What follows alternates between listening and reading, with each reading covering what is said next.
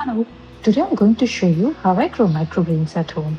I really enjoy growing microgreens. They're easy to grow and an easy way to add fresh, homegrown nutrients to your everyday diet.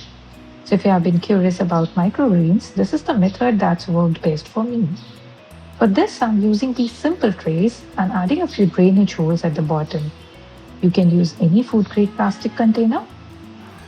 I'm filling the trays with coco peat. Before using it, make sure it's washed properly and free from excess salt. Instead of coco peat, you can use garden soil, tissue paper, or even terracotta trays, but coco peat works best for me. It holds moisture really well.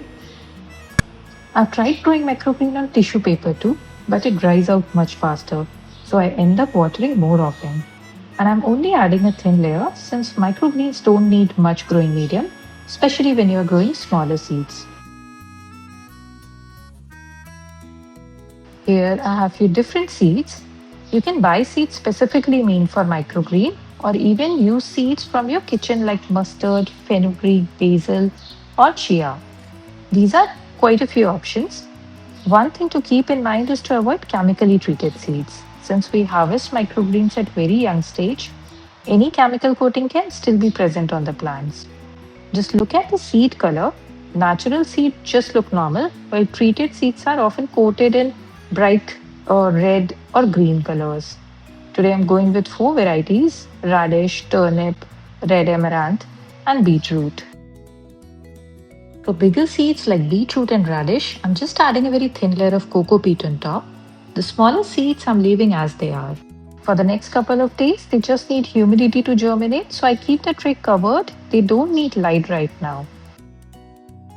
The coco peat I used was already moist, so I'm not really watering much at this stage.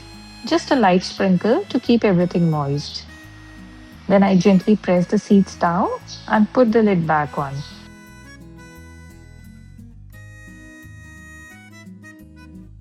I've kept the trays on my north-facing balcony. They get plenty of indirect light there.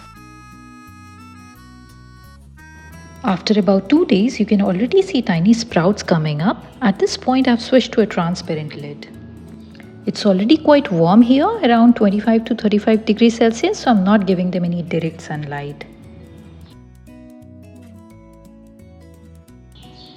You might notice that the beetroot is little slower than the other seeds. Since they are larger seeds, soaking them overnight before sowing usually helps with faster germination. Once the seedlings start touching the lid, I removed it completely.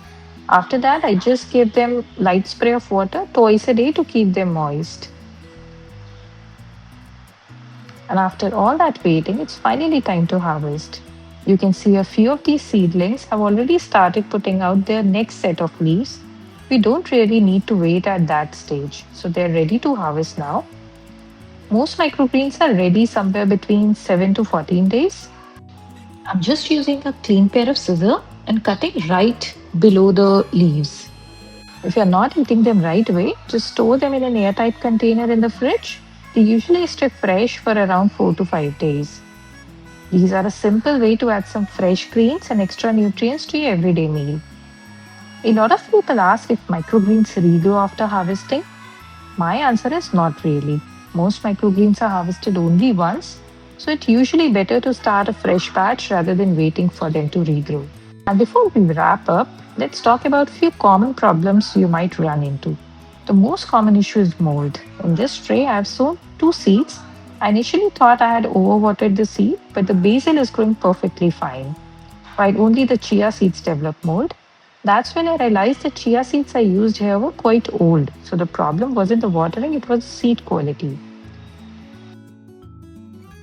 Also, don't confuse root hair with mold. In the beginning, you'll often see these tiny white hairs around the roots. They're completely normal and just part of the root system. Another important thing is watering.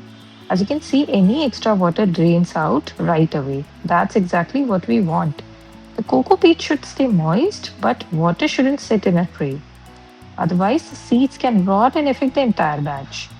And that's pretty much of it. If you have never grown microgreens before, give them a try. They're one of the easiest and most rewarding things to grow.